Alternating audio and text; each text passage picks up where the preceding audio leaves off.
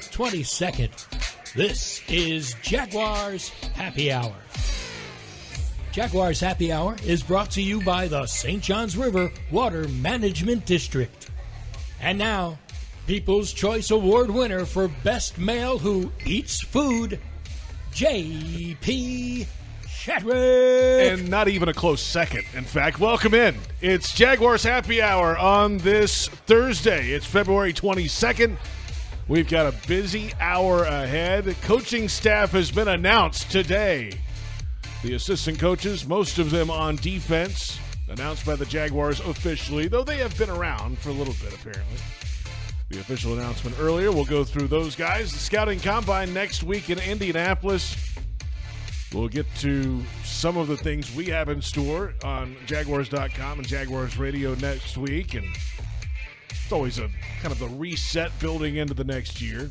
We will keep it real, as we always do, on Jaguars Happy Hour. And our Microsoft social media questions came in hot and heavy today. We've got answers to those questions, maybe.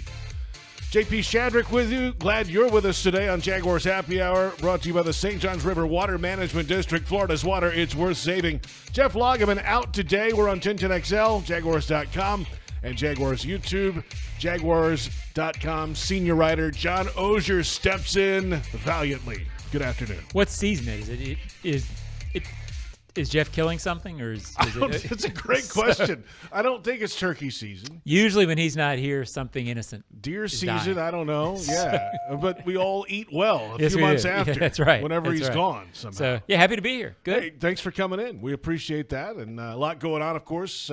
Really starting to build up. It hasn't really been happening the last month or so, but it's felt like it's starting to build toward, okay, the combine next week. They've announced the coaching staff. Here's the tag windows open. They've got to cut players at some point. We'll get to all that and the schedule ahead coming up in just a little bit. But one of the biggest priorities was getting the coaching staff finalized after making a bunch of cuts, certainly on the defensive side of the football. The Jaguars today announced all the assistant coaches here in the 2024 season and beyond, including Ryan Nielsen, who spoke with the media last week. And you know, he was asked, hey, when are you finalizing the staff? And he kind of looked over to the PR staff to the right. He's like, well, they're here, but we'll get to, the finalization of that coming up. Well, it's here now. What does Nielsen think of the staff that he's hired? Excited about the guys, worked with some of them, haven't worked with other, coached a few. And so it's a great group of guys that been very close to, know that first and foremost, good men. Secondly, really good teachers of the game. And so when you put those two things together, they're eager and excited. We see a lot of similarities. John, we'll go through the names here in a moment, but it's a mix of guys that he either coached or was with in other places, and a couple of guys that may not have been even involved in that process before. But starting with defensive backs coach Chris Richard, that'll be a focal point, I think, a lot, because that secondary is a big piece of what they're going to do, obviously, on the defensive side of the ball. Chris Richard, serving as the defensive backs coach, 17 years of NFL coaching and playing experience. He was with Nielsen with the Saints in 2022, so a couple years ago when they were fifth in total defense and played 38 games in the NFL. Let's start with that. I mean, this is, if you look at a lot of the needs, the list for the Jaguars, cornerback is right up there near the top. Yeah, and the defensive backs coach overall, a lot of people believe it's the most important the most important assistant defense position now, because realistically the front seven is much simpler by comparison. You're scheming more in the back. The defensive coordinator in this case is a front seven guy, defensive line guy. So will depend on the back seven. You hear good things. I mean, it will depend on the secondary coach. Mm-hmm. You hear good things about Chris Richard. You hear good things about the entire staff. I'm not going to sit here and pretend to know exactly how he's going to approach things. To me, the important thing about the defensive assistants are they on the same page as the defensive coordinator? You would think starting off they are. Can they get buy-in from the players? Beyond that, you know me, JP, I don't particularly overemphasize assistant coaches in terms of philosophy. It's mainly, do the guys in the room believe what these guys are saying, and can they translate what the defense coordinator wants? I'm going to trust they can. Another secondary addition, defensive assistant and cornerbacks coach Corey Robinson.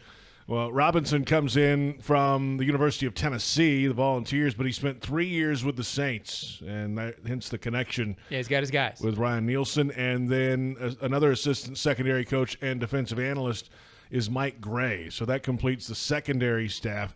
Matt House, the inside linebackers coach, he was 2 years with LSU, and the Tigers were the top tackling team in the SEC, sixth in total defense, and was with the Chiefs for 3 years before that. So he's been around the league for a little bit, and he'll have his hands on the inside linebackers. That's obviously a huge focus of this defense as well. Yeah, and Devin Lloyd, to me, is a huge key for this defense.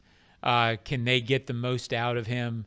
Can they get him playing at a high level in terms of maybe not making the mistakes that he makes when he's keyed on? And so that's a big deal. Foye Oluokun, to me, seems like the kind of guy, no matter who's coaching him, is going to bring his A game to the table and be able to adapt. A veteran of the game. Can they reach Devin Lloyd? I assume they can. I think that'll be a focus, and we'll see. I'm not sure. Can an assistant make him make tackles? Can have him in the right gaps? We'll see.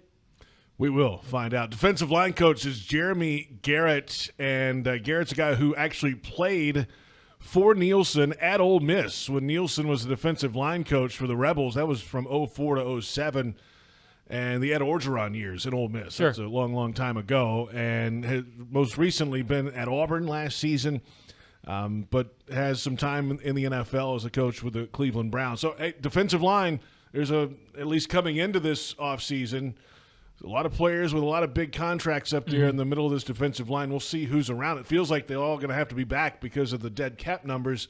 So he's got some guys to work with, and they've got to get stouter and bigger up front. Yeah, and that's a curious spot to me because Devon Hamilton, you have to trust, will come back and be better than he was last year. With the back injury, with the back issue, we're going to assume that rights itself. Foley Fatukasi, in 2 years since being signed as an unrestricted free agent, has been inconsistent at best. So can they get out of him? Do they want him back? The cap numbers suggest they might have to. Somewhere up front, you need better, stouter play. Roy Robertson Harrison will be back because of his contract. So do they add somebody in there? Is it something they want to address? Can you add somebody if Fatukasi is back? To me, it's a huge storyline. They have to be better and stouter than they were at the end of the season in order to be a better run defense. Because at the end of the season last year, they couldn't stop the run, which was absolutely opposite of what they were early in the season. How do they get there? Maybe it's coaching. I remember Bill Shuey was one of the coaches retained from the defensive staff, the outside linebackers coach. He has an assistant with him now, Mario Jebril. So he joins the staff and helps out Shuey with some of the big-time names, obviously, in Trayvon Walker and Josh Allen, if they can figure out the situation with Josh and the contract going into free agency. Yeah, we have more to say about that moving forward. I think they'll be coaching Josh Allen, Bill Shuey. If Bill Shuey, if he had anything to do with the 27.5 sacks, good for keeping him. No doubt about that. So obviously did the job. It helps. Are you ready to help lock down the bank in 2024? Be the first in line. Select your seats for next season and place your deposits now. Catch all the biggest matchups and don't miss a single moment at Jaguars.com/tickets or call 904-633-2000. Jaguars Happy Hour, 1010XL. JP Shadrick with John Oehser. We're going through the additions to the coaching staff for 2024 and a few offensive additions as well. Bernie Parmalee no longer the running backs coach, and Jerry Mack officially announced as the running backs coach for the Jacksonville Jaguars. His first season in the National Football League, 20 years in college football. He was with the University of Tennessee the last 3 seasons, and they were number 1 in rushing in the Southeastern Conference a year ago, and 2 years ago they were the best offense in college football. He threw the ball around a good bit that 2 years ago. But fantastic career in college football, now taking that step. And we've seen a little bit of that trend. There was a lot of kind of buzz on X today of some national reporters talking about how many college coaches are jumping out of college and trying to get back to the NFL to get away from some of this NIL and off-the-field things in college. And that can be real. We haven't talked to Jerry Mack about that, but hey, it is a different style, a different schedule year-round, and Jerry Mack now gets his first NFL chance. Yeah, if you were a college coach, wouldn't you want out too? I mean, it's a mess. So, I have no idea if that's why Jerry Mack wanted out or wanted in. Look, running backs coach, he has a great resume. You would assume that a big part of it will be working with Tank Bigsby, trying to get the running backs up to speed in terms of pass blocking, in terms of steps to the line of scrimmage, detail things. His resume is great. The task to me for the running backs coach is making sure you get more out of Bigsby than you did last year. They like him as a runner. He was not ready last year in third down situations or in passing situations. That's not unusual for a rookie running back at all, but it's something that you need to be able to do to get on the field in big situations. I would think that's a huge task for the running backs coach with Tank Bigsby. Yeah, they didn't have a consistent option outside of Travis Etienne. Yeah, and it's so tough to judge the position. I got a lot of questions about whether running backs, they struggled last year. Etienne's numbers dropped in terms of yards per carry, 3.8 from I think it was 5.1 in 2022. Mm-hmm. I put those kind of numbers more on the offensive line than I do the backs. To me, backs can usually run if they have room in the NFL.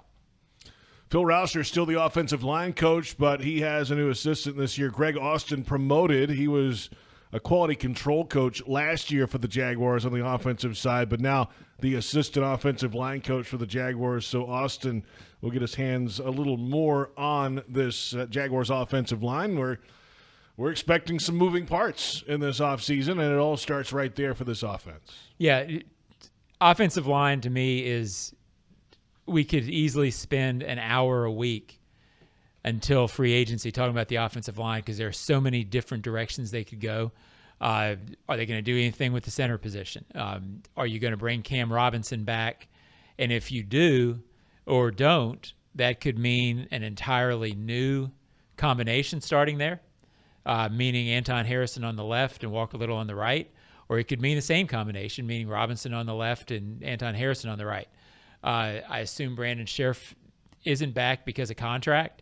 What does that mean for Cooper Hodges? Do they trust him coming in? You and I could probably both list out 5 different starting combinations right now that we predict for week 1, and one of us could be right, one of us could be complete. I mean, and I would flip a coin right now on what that might look like in terms of us being right. There's whatever that number is, you start multiplying combinations and, it could get to be 5 million different chances. I don't know if it's that, but there's a lot of different chances on this offensive line, but it's got to be better. And one final addition, Jamel Matunga is the offensive quality control coach. Congratulations to him. Last season with the Carolina Panthers as an offensive assistant, trying to work his way up in the coaching ranks in the National Football League. So there you have it. The coaching staff announced for the Jaguars. And, yeah, there is some work to be done between now and then. And these guys hitting the ground running to try to get ready for this 2024 season. And, well, up next, though, for them is the NFL Scouting Combine. We'll come back in a moment and get into the week ahead in Indianapolis. It starts on Media Row on Tuesday of next week. We're on 1010XL, Jaguars.com, Jaguars YouTube. JP Shadrick with John Oehser, and Jaguars Happy Hour is brought to you by the St. Johns River Water Management District. Florida's water, it's worth saving.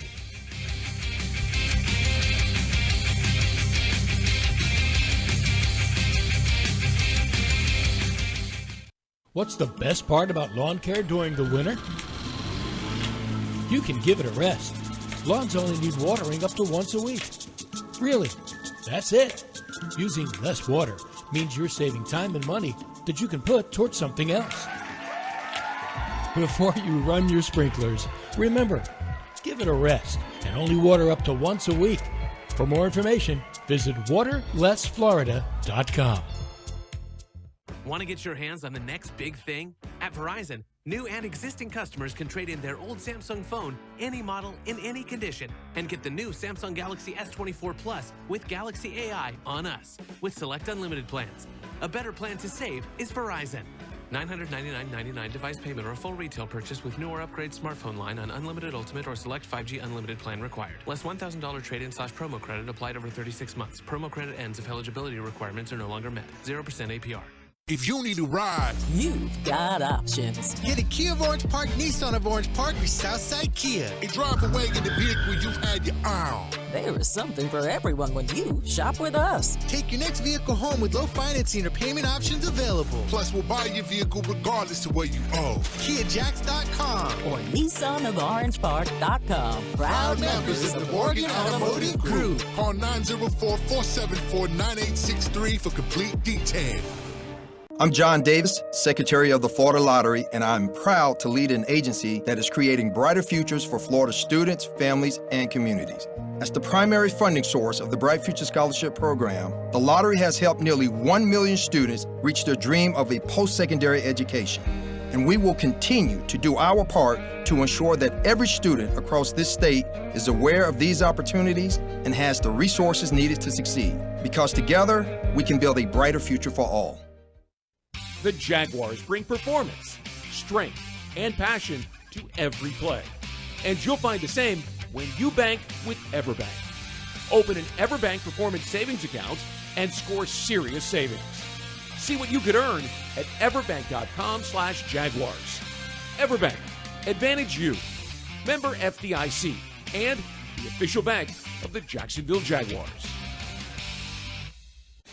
Don't get sacked by a no-name propane rookie at Jacksonville. Draft an all-star and switch to AmeriGas, the official propane provider of the Jacksonville Jaguars and the homes and businesses who know it was always the Jags. Show off your Duval pride at your next tailgate with a Jaguars grill tank from AmeriGas. To find an AmeriGas exchange location near you or to order a propane fill-up for your home or business, visit AmeriGas.com/Jacksonville-Jaguars or call 844-PRO-JAGS.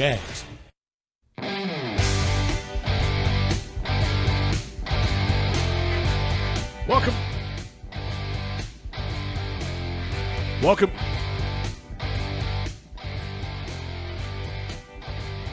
Welcome back. It's Jaguars Happy Hour, brought to you by the St. Johns River Water Management District. Florida's water, it's worth saving. JP Shadrick, John Oehser in for Jeff Lageman this week. Yes. Glad you're here. Well, it's great. I'm glad to be here. There's a lot going on. Roll. A lot about to really go on in the next couple of weeks. We're on 1010XL, Jaguars.com, Jaguars social media. Jags YouTube is where we run this show each and every Thursday at 4 o'clock. I was trying to find the camera. Wasn't sure where it was. Well, there's like 17 cameras in here. Yeah. So we get every angle of yes, this we program. do. We don't miss one. And that's too many angles. There's a lot of angles on 1010XL today, of course. So, hey, the Jaguars 5K Stadium Challenge presented by Novo Nordisk is coming up Saturday, February 24th. That's 2 days from now at EverBank Stadium. Register now, jaguars.com/5K, the number 5K. And it's always a fun event, man. There's a lot going on around the stadium, and I challenged Baselli one year to that, head-to-head. 5K? Yeah, the stadium 5K, through the ramps and everything. Ooh. It didn't go well for me. Yeah, I'm not good at up and down. I'm not good at much of anything. And I found that was actually when I was back running a lot. And I kept up with Tony for like half a mile, and I didn't keep up with Tony anymore. He just turned on a little bit, an extra gear. Yeah, Huh. This is before the hip went bad. Okay, gotcha. Yeah. I could see that. Yeah, So- me being me, not He's a knowing professional the difference. athlete. Yeah, a really good one too. Yeah, so the most athletic tackle in the history. Right. That. And he turned on his jets. I'm not sure you could do that now though with the new hips. Probably not. I should challenge him again. It would be bad for you if you lost now. It was bad for me Right. anyway. I heard a lot about it. You might actually be able to find that on Jaguars.com. We did a story about that. That was a long, long time ago, though. It's a minute. It's been a Yeah, it's been a while. It's been a while. Hey, there's a busy time coming up. Of course, the Jaguars seems like they might have some action in the franchise tag window. At least that's been the conversation this whole offseason so far, and that window is open now through March 5th. March 5th, the deadline to put the franchise tag on a player, and we'll see what happens in the next couple weeks with that. The NFL Scouting Combine starts next week in Indianapolis. We'll be on the ground there starting Tuesday at the Radio Row at the Indiana Convention Center, as always, Tuesday, Wednesday, Thursday. On-field testing, I believe, begins Thursday. They kind of roll the position groups through, as always. A position group has interviews, media stuff a couple days before they're on the actual field testing. They're interviewing with teams throughout. There's medical exams. There's all happening at one time, and all these different position groups kind of spread it out day to day. The free agency negotiation period, March 11th through the 13th, and then the 13th at 4 o'clock is the start of the league year in 2024, and free agency begins. So between now and then, you got to clear some space if you're going to start making some runs at top-tier free agency guys. Yeah, and I would expect 2 or 3 moves along those lines, either that or it's always hard to know. People ask you, well, who do you think's getting cut? Who do you think? It's hard to know how they're going to do it in terms of you might extend guys. You might add some voidable years. There's ways to clear cap space. I would think players such as Rayshon Jenkins, Brandon Sheriff, maybe Cam Robinson. I don't have a great feel for that. But there are guys who, when you sign these guys for certain deals in certain years, you're not really signing them with the idea that they're going to be around for 5 years, even the duration of the contract. You're hoping that they can play at a high level to a certain point, and then you have to have drafted well to see. That's part of the business. And I'm not saying Sheriff and Rayshon are bad players, but they seem like guys at the stage of their careers where it might be time to transition. So I would expect moves along those lines before free agency begins. People always ask, well, what surprises do you expect? Well, if I told you, you wouldn't be surprised. That's a good point. So, but I think the one that is interesting, that's the Cam Robinson one. That's the one that's the tough one to deal with because it's, what, $20-something million. His cap number is astronomically high. But he was really good when he was out there. He has been a really, really good player for them for a long time, reliable, matters in the locker room. To me, he's sort of a core guy. He's a guy who sort of represents what the Jaguars have been for the last 5, 6, 7 years. Oh, well, they didn't win a lot. But you know what I'm getting at. He was on the playoff team in 17. Right, and he has been a guy who has increasingly become a leader around the team, a little bit of a spokesman last year. But beyond that, he's been really solid. And I always say, give up dependable players at your own risk. So they don't come around that often. Yeah, sometimes you have to do it, but there's also guys that when you give them up, as soon as you do, you're trying to find another version of that, right? They were pretty darn deep at tackles, right, last year because of all the tackles they have. Anton Harrison and Walker Little. Well, all of a sudden you get rid of one of those, you're not as deep anymore. Yeah, and that's what that's the thing when you start playing what I call depth chart football in the offseason. It's really easy to fall into the trap of, well, they've got this guy at left tackle, this guy at right tackle, and this guy at center, and this guy at guard. And then all of a sudden on October 14th, you don't have that guy at left tackle, and you need one to step in. So that has been a dependable situation where when you see a guy go down during the season, you're not panicking when all of a sudden Cam Robinson can't play for a week. Now, if Walker Little or Anton Harrison can't play for a week and Cam's not here, now you're probably talking about a rookie or a guy who you don't feel as good about. Yeah. At the same time, his cap number is really, really high. So at some point, you have to be able to trust guys you have drafted to replace guys that you drafted a long time ago.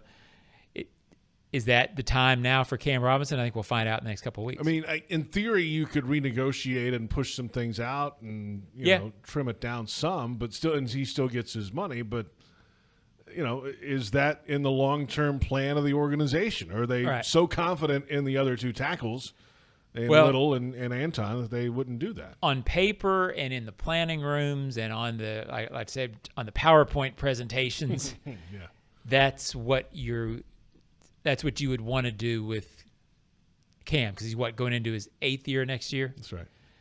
That's starting to get to be the point where you do want to have drafted well enough where, hey, it's a business. We have to move on. But games aren't played on PowerPoint presentations. So sometimes it doesn't work out as well. But that's I don't know which way they'll go, but that's what they have to balance as you move forward with, well, ideally, here's what we would do.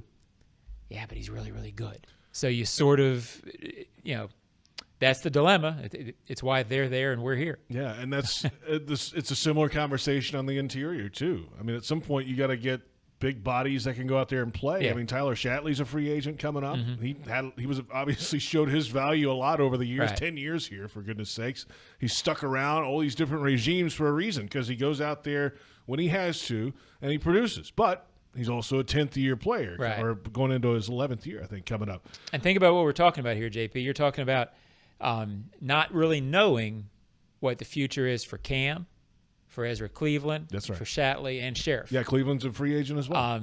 So that's a lot of veteran bodies to be walking out if none of them return.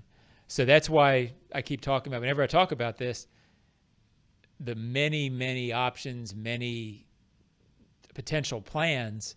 It's going to be a fascinating couple of weeks at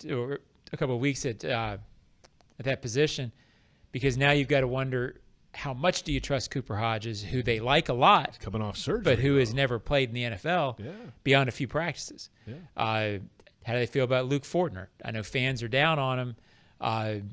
I don't get the idea the team is as down on him as the fans. Publicly, they have said they support him. Right. So Ezra Cleveland, who played here 5 or 6 games, they like a lot.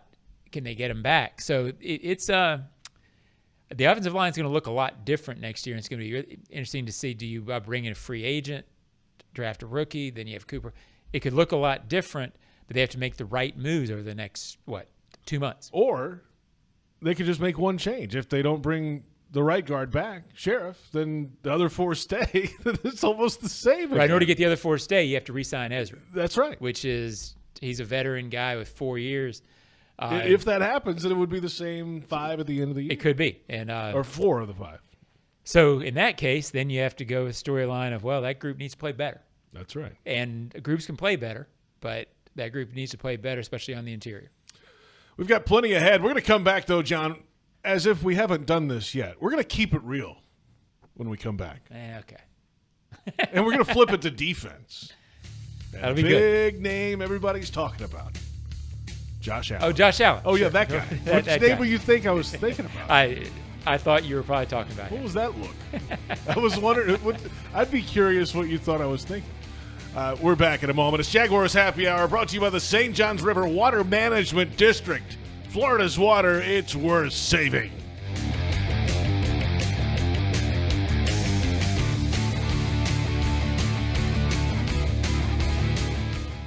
What's the best part about lawn care during the winter? You can give it a rest. Lawns only need watering up to once a week. Really, that's it. Using less water means you're saving time and money that you can put towards something else.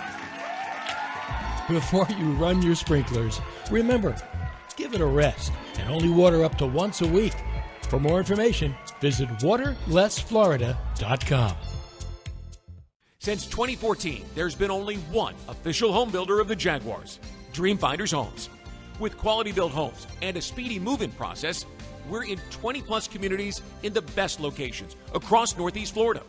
Dreamfinders Homes is everywhere you want to live. So get off the sidelines, Jags fans, and get into the game. Let Dreamfinders help you navigate your home purchase and offer great interest rates. Visit DreamfindersHomes.com for all your move-in ready homes and step up your game. Don't make a bad call when it comes to servicing your home. Cooling off with a baby pool in the house to fix your air conditioning problem is a bad call. Trying to catch a wave in a flooded bathroom is a bad call. Using a burning electrical panel to make s'mores is a bad call. The next time something goes wrong, make a good call to Donovan. Whether you need air, electric, or plumbing service, Donovan is always a good call. It's why we've been trusted by our customers for almost 40 years and why you can trust us to deliver fast, reliable service to your home. Donovan, always a good call. Visit DonovanAC.com today. Looking for the best clearance deal of the year on trucks that deliver power, performance, and savings? Then it's time to say yes during Ford Truck Month. Yes to limited time savings on all remaining 2023 Ford F-150s. And yes to the #1 selling trucks 47 years straight, Ford F-Series. Find all your yeses at the clearance sale during Ford Truck Month, only at your local Ford dealer. Based on 1977 through 2023 CY industry reported sales. The Jaguars bring performance, strength, and passion to every play. And you'll find the same when you bank with EverBank. Open an EverBank Performance Savings account and score serious savings. See what you could earn at everbank.com/Jaguars. EverBank, Advantage You. Member FDIC and the official bank of the Jacksonville Jaguars. I'm John Davis, Secretary of the Florida Lottery, and I'm proud to lead an agency that is creating brighter futures for Florida students, families, and communities. As the primary funding source of the Bright Future Scholarship Program, the lottery has helped nearly 1 million students reach their dream of a post-secondary education. And we will continue to do our part to ensure that every student across this state is aware of these opportunities and has the resources needed to succeed. Because together, we can build a brighter future for all.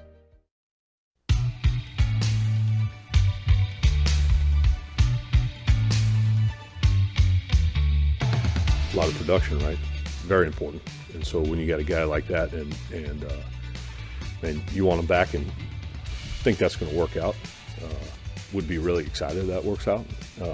Really excited to work with him. Heard nothing but great things. Talked to Josh and he's been fantastic. And so that'll get worked out, get him back and get him going and hopefully get him to improve. That's the ultimate goal, right? Just take one. If we can just get that much better next year, really, what does that look like? That's pretty exciting, right? And so that's kind of what we want to work towards. That's Ryan Nielsen, Jags defensive coordinator, last week during his press conference a week ago today when asked about Josh Allen. And welcome back. It's Jaguars Happy Hour, brought to you by the St. Johns River Water Management District, Florida's water. It's worth saving. And JP Shadrick with John Oehser in for Jeff Lageman today. We're on 1010XL AM, Jaguars.com, Jaguars YouTube, as we will be each and every Thursday in this offseason up until about mid-June at the end of the offseason program. Time now, John, for Keeping It Real. All right. This is what we do. We keep it real. Yeah, I'll keep it real. Nielsen's quote should have been, big fan. Big fan. Well, the question, like Josh a lot. Good answer. Right. The question today, though, is not about whether you like him or not, because I think everybody's in agreement that the Jags like him, and Josh Allen likes it, all that. If it's a franchise tag and he plays under that, if it's a long-term deal and he plays under that, if it's a tag, then they get to a deal before the season, does it really matter if he's just on the field next year? For next year, no. I mean, I think you would like to get him locked up for the long term, or I would. I think he's a very safe re-signing for a lot of reasons that I've outlined many times in recent weeks. He's a really good player, even if he's not getting huge sack numbers. And I've said it a million times, people get tired of me saying it, but when he had 7.5 sacks, 7 sacks in the years leading up to his 17.5 sack season, I still thought he was by far the best defensive player on the team.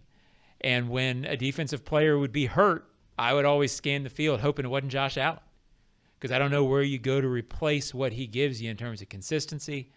Really good against the run, effort always there. You never hear, a lot of pass rushers, you'll hear whispers, hey, he takes plays off. We never hear that about Josh. Mm-mm. So to me, you get him re-signed, get a deal done. But that's easy for me to say. I'm not sitting there looking at the numbers, trying to crunch what value is on that. That's up to those guys. So it would seem like that's something you want to do. In terms of what happens on the field, I don't think it matters that much for 2024, whether he's tagged or whether he is under long-term deal, as long as the long-term deal discussions aren't insulting. Right. But even if they are, Josh to me is a guy who it's a business, so there's things that go back and forth during negotiations that might, anytime you have human beings talking to each other, irritated, happy, whatever all those things are. But I don't think he carries that into his preparation, and I don't think he carries anything business side of it into how he gives during a season. You've been around him for 5 years, JP. I have too. He plays for his teammates, his team, his pride. So I don't think you're going to see a big difference in Josh, whether he's franchised or whether he is a long-term deal. I think the reason the long-term deal is so important is because I want to see him here in 2025. Yeah. In 2026. And from Josh's perspective, the long-term deal is guaranteed more money over a longer period. Yeah. So, more money is better than less money. Right, but the question is, does it matter? Yeah. For 2024, now, if he is franchised and has 10 sacks compared to 17 and a half, then everybody's going to say, well, he's mad. He didn't, But I don't see him being a guy who doesn't prepare. I thought he prepared at the same level and effort, whatever. I'm not sure there was a big difference in his preparation between 23 and moving now between 2022 and 2023. He timed it right and had a huge year, but you can't tell me that he was that much more motivated in 2023 than 2022. Well, yeah, I'm with you on that because his everyday – But he was playing for a contract the year before too. Work habits and everything are what they are. But I think he heard some of that noise. Yeah. I mean, he at least told me that. Was there a game wrecker on this defense? That was the big question going into that season. And I think he spent a lot of this offseason thinking about that and how he could become that game-wrecking, air quote, type of player. And sack numbers turn you into that guy. But to your point about, in 2022, he only had 7 sacks, right?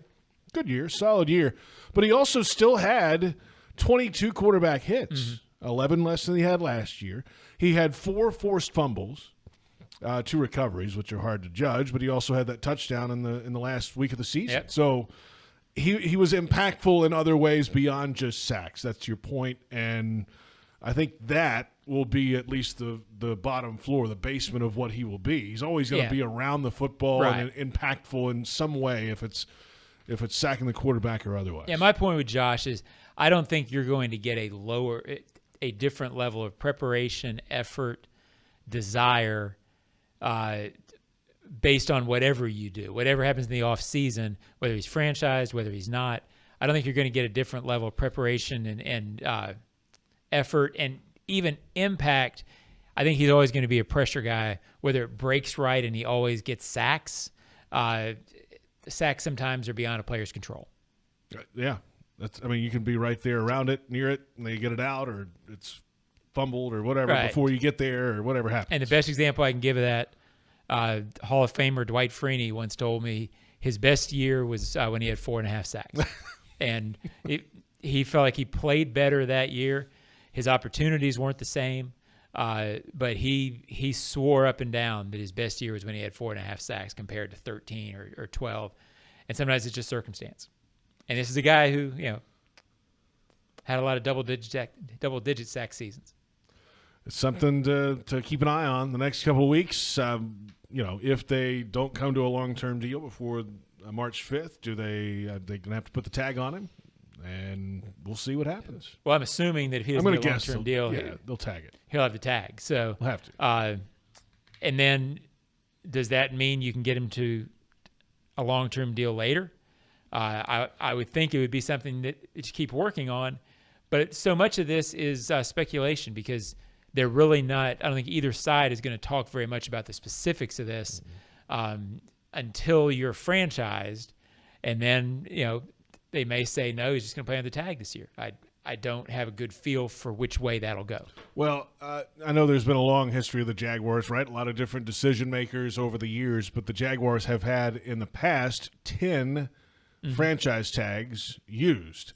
6 of those instances have been a tag and then sign a long-term deal before the next season starts.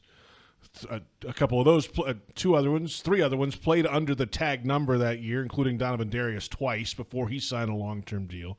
And then Yannick Ngakoue was tagged and then traded. That was not going to happen anyway. So now a lot of different decision makers over that time. Right. You never know. Every instance is different, but in theory. And what's so bad about the franchise tag anyway? It's $20-something million if it's 1 year. I mean, it's not a bad year. It's fine. I mean, it would be good money for you and me. At. Kirk Cousins didn't sneeze at it in Washington a couple of years. No, and he played his way into a lot of money on those tags. Yeah. I think just generally, you sort of know just from Josh has 3 children. He'd like to know where he's going to be too.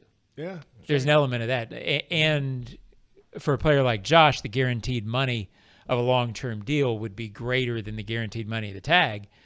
So it sends you a little worry of staying healthy for the next year before you can get to that guaranteed money the next year. So it's better for the player. They all want the longer-term deal, except Kirk Cousins, who became a wealthy man on a lot of short-term deals. He certainly did, and then got the fully guaranteed thing in Minnesota. Yeah. I think he's up again, right? He's a free agent coming up. I think he's been up every year of his career. Yeah, I think so. Yeah, and he's doing. He's played fine. the system. He might be in the Business Hall of Fame. Yeah, he is in. Yes, he is. Was that Andrew Brandt has that? So there you have it. Keeping it real. Josh Allen, tag then deal. Doesn't matter. He's going to be on the field next year. Yes. So yes and no. It does or doesn't. Well, yes, he'll be on the field. Yes. So no, it doesn't matter. So no. Yes and no. Depending on your perspective. Matters to Josh. I'm sure it does. So, hey, it probably also matters to Trayvon Walker, right? I mean, if you have that other guy across from you or helping you on the defensive line, the other edge, as it were, unless they start moving Walker around a little bit more, then it's better to have that help across from you or beside you or wherever that happens to line up. Yeah, no doubt. Your ideal is that they're both hard to block so that they have to choose to double one of them on all plays. And then that leaves the other guy free on plays. So that's your ideal. It felt like Trayvon got doubled a lot all of last year, and so did Josh. So by the end of the season, they did have that feel of both of them being hard to block. When you get 27.5 sacks and a lot of pressures, what they would like is to maintain something close to those numbers and then get some help on the interior. That's where that's the next step. That's where it turns into 2017. Right. Now, in fairness to the guys on the interior, they had to have gotten some pressure, or the guys on the edge don't get those numbers. So if the guys on the interior are doing nothing, then you can step up too easily. But it was just so inconsistent with injuries last year Yep. up there. I mean, Hamilton and Foley Fatukasi, I mean, those guys were off the field more than they were Right. on. Yeah, I would say run stopping at the end of the season was more of an issue for those guys in the interior than pressure in the passing game. That's right. So because they were good early against the run, Yep. and took the ball away, and then that all just went away. All went away. Disappeared. There you have it. Keeping it real. We're back in a moment, and we've got the Microsoft social media questions. Yes, we did. Yes.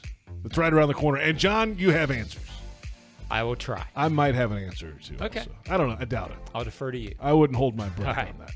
Jaguars Happy Hour brought to you by the St. Johns River Water Management District. Florida's water, it's worth saving.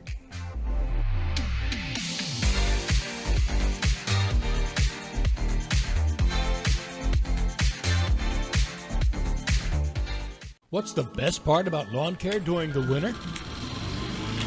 You can give it a rest. Lawns only need watering up to once a week. Really, that's it. Using less water means you're saving time and money that you can put towards something else. Before you run your sprinklers, remember, give it a rest and only water up to once a week. For more information, visit waterlessflorida.com. The Jaguars bring performance, strength, and passion to every play. And you'll find the same when you bank with EverBank. Open an EverBank Performance Savings account and score serious savings. See what you could earn at everbank.com/Jaguars. EverBank, Advantage You. Member FDIC and the official bank of the Jacksonville Jaguars. If you need a ride, You've got options. get a Kia of Orange Park, Nissan of Orange Park, or Southside Kia, and drive away in the vehicle you've had your eye on. There is something for everyone when you shop with us. Take your next vehicle home with low financing or payment options available. Plus, we'll buy your vehicle regardless of what you owe. KiaJax.com. Or NissanOfOrangePark.com. Proud members of the Morgan Automotive Group. Call 904-474-9863 for complete details. Mr. Chubby's Wings is a whole lot more than just wings. Craving the ultimate game day experience? Look no further. Swing by Mr. Chubby's and indulge in the biggest and best wings in town, all while soaking up the lively atmosphere with fellow sports fans. With plenty of game day specials and locations on the West Side, Fleming Island, Ponte Vedra Beach, and new this season, Everbank Stadium, they're here for all your game day needs. Mr. Chubby's Wings is a proud partner of the Jacksonville Jaguars. Mr. Chubby's Wings, before the game, after the game, and during the game. Since 2014, there's been only one official home builder of the Jaguars, Dreamfinders Homes. With quality-built homes and a speedy move-in process, we're in 20-plus communities in the best locations across Northeast Florida. Dreamfinders Homes is everywhere you want to live. So get off the sidelines, Jags fans, and get into the game. Let Dreamfinders help you navigate your home purchase and offer great interest rates. Visit DreamfindersHomes.com for all your move-in ready homes and step up your game. Don't get sacked by a no-name propane rookie at Jacksonville. Draft an all-star and switch to AmeriGas, the official propane provider of the Jacksonville Jaguars and the homes and businesses who know it was always the Jags. Show off your Duval pride at your next tailgate with a Jaguars grill tank from AmeriGas. To find an AmeriGas exchange location near you or to order a propane fill-up for your home or business, visit AmeriGas.com/Jacksonville-Jaguars or call 844-PRO-JAGS.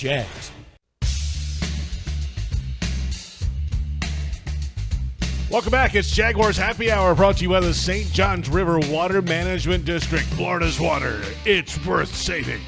JP Shadrick, John Oehser in for Jeff Lageman this week. Glad you're along with us on 1010XL AM, Jaguars.com, Jaguars YouTube. It's time for the social media questions presented by Microsoft. We put out the cat signal earlier today. Here are the best we've come up with. I'm Bill McNeil. After not being able to trade up using the extra picks in last year's draft, will GM Trent Baalke reconsider having 11 billion picks in this year's draft? Well, they had 13 last year, right? Yeah. Picked them all.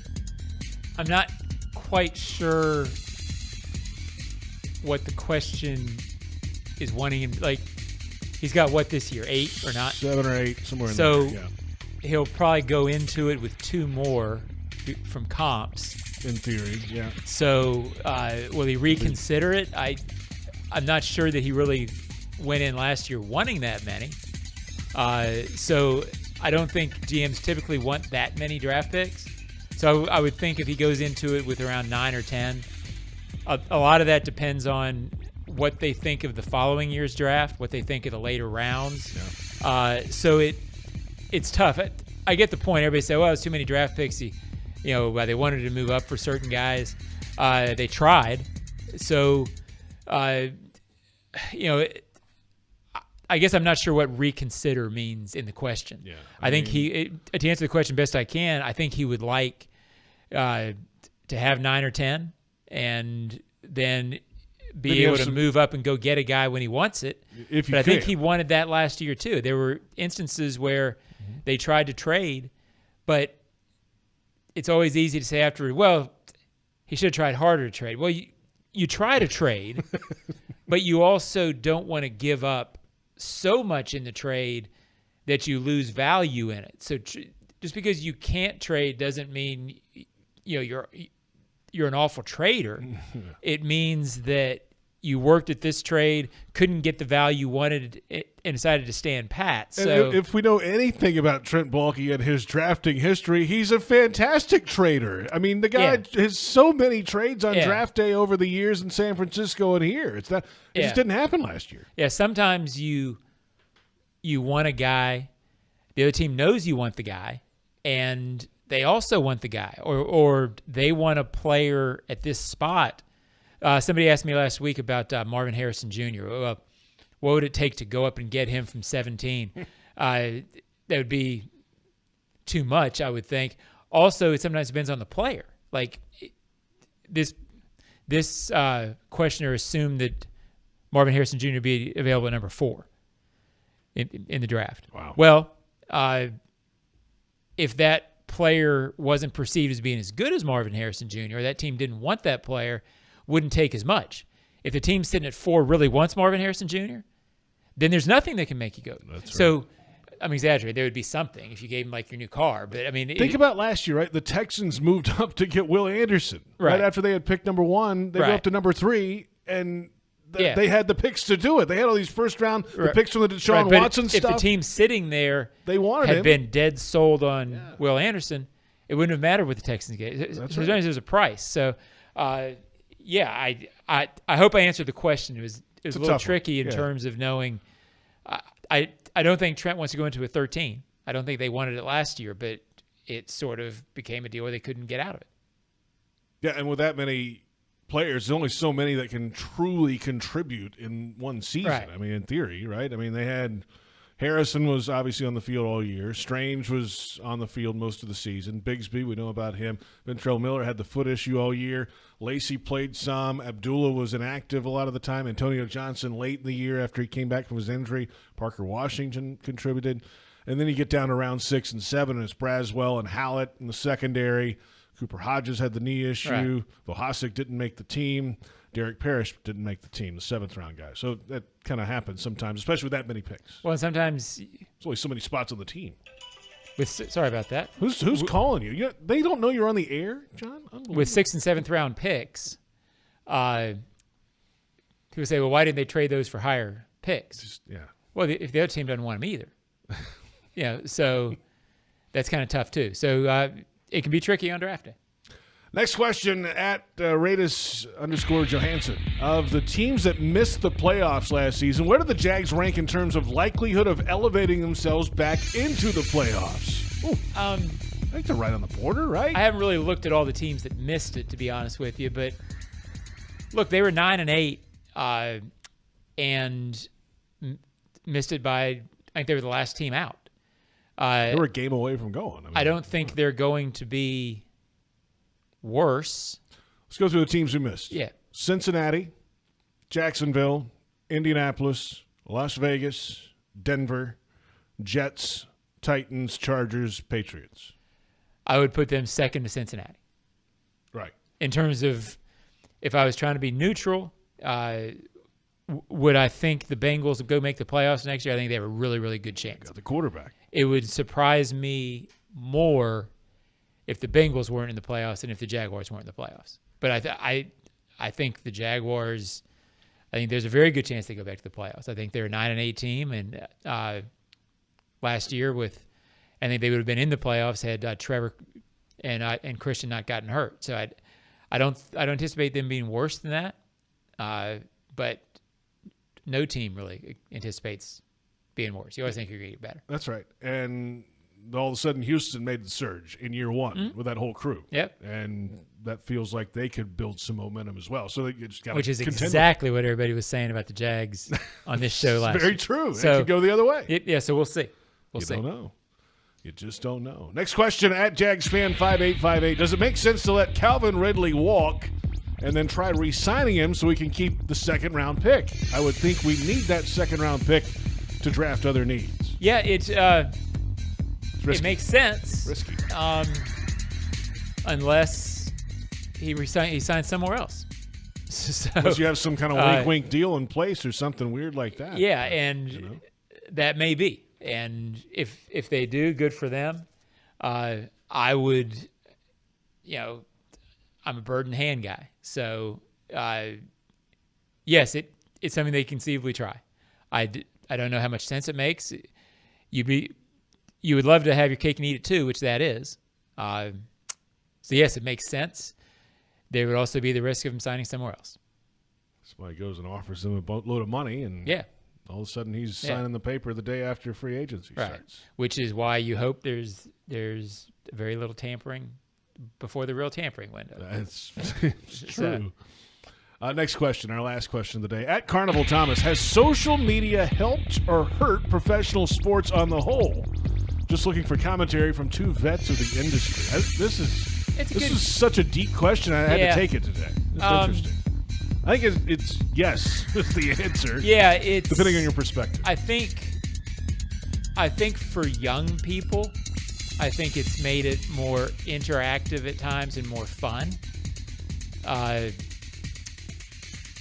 For old coots like me, I